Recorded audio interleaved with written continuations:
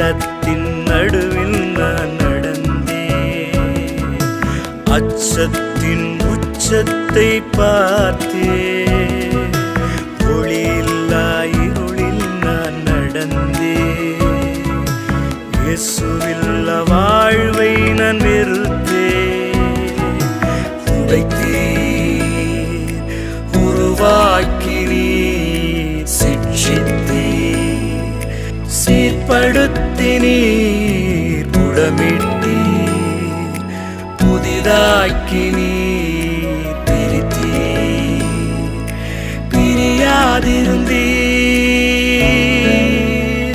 எனக்கு யாருண்டு? கலங்கின நேரத்தில் உம் கரம் என்னை நடத்தியதே.